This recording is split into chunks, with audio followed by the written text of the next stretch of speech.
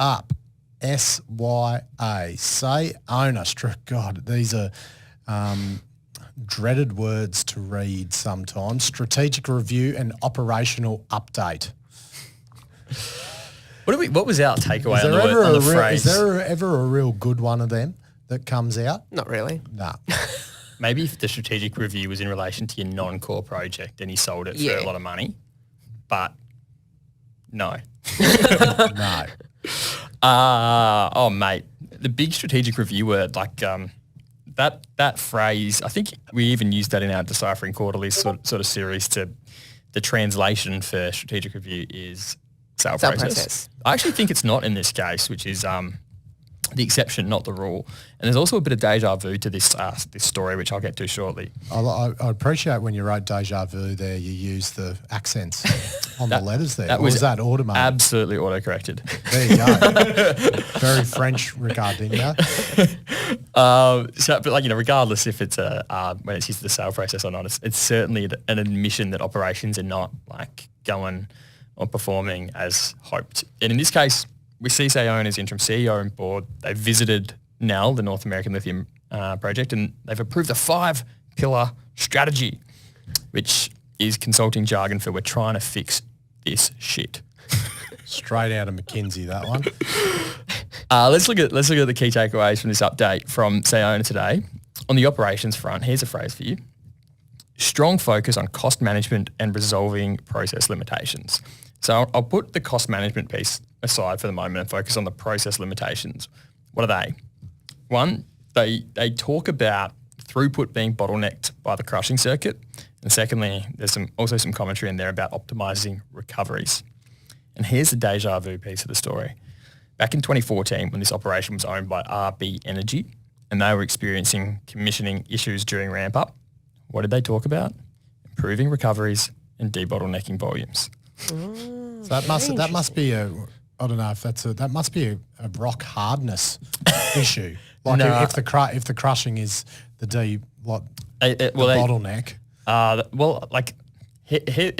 Put this whole story aside. Put this whole story aside, right, and talk about in general when like you have an operation that might even have a geology issue.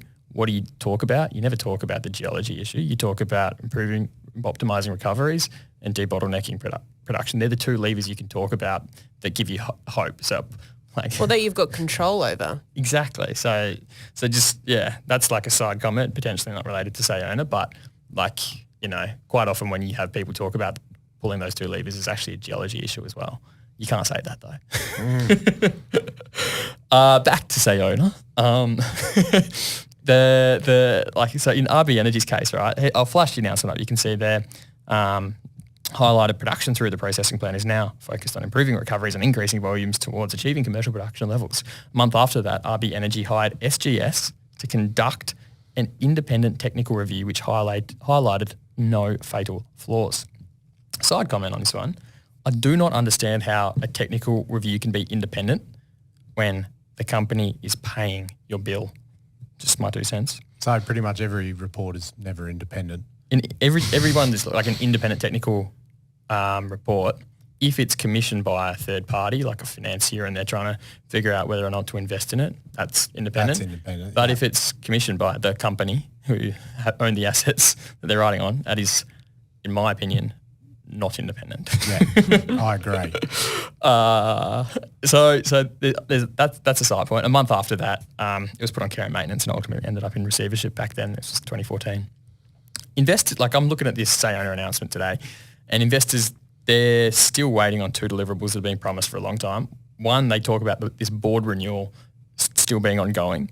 So they're still searching for an independent chairperson and an additional independent director. I don't think in my head that there's too much shortage of people who are looking for non-exec directorships out there. There's plenty of people want them, right? I know someone. Yeah. Sayona, give us a buzz. But there is so think about it, right? Because there's heaps of people want that sort of stuff, and plenty of credible people want more non-exec directorships. So when it takes you quite a long time to plug these kinds of roles, and they've been talking about wanting to add more independent directors for a long time.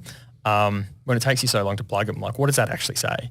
you got to ask the question, why aren't credible people jumping for the opportunity to join as a non-exec director at the company? The other one is that they've talked about for a long time as a deliverable is getting an offtake partner, because they've got 50% of, up to 50% of their supply that's not contracted. I always kind of talked about new offtake partner, and nothing ever happens, but there's always talks are still ongoing. It's I feel like it's one of those things that sort of dangled to shareholders forever and hasn't happened. And again, the question I have is why? Just bringing it back to big picture though, with Sayona. Let's just talk about the stuff that actually matters here. It's a project that has a reputation and history of being incredibly challenging. They have an offtake agreement with Piedmont that sees Piedmont, and I'm going to use Anthony Kavanagh's words here, that sees Piedmont extract all the economic rent from the NAL project. There's no guidance in the latest updates on timelines for the potential development of Moblin. Key exec jump ship at the most critical point for the company, free to do whatever they want with the shares that they own without disclosure requirements. Getting independent directors to come on board the company seems to be a challenge, just based on the amount of times it's been talked about, but lack of filling those positions to the point where they feel full. Right, Jose, we're utilising your presence today for a bit of rapid fire.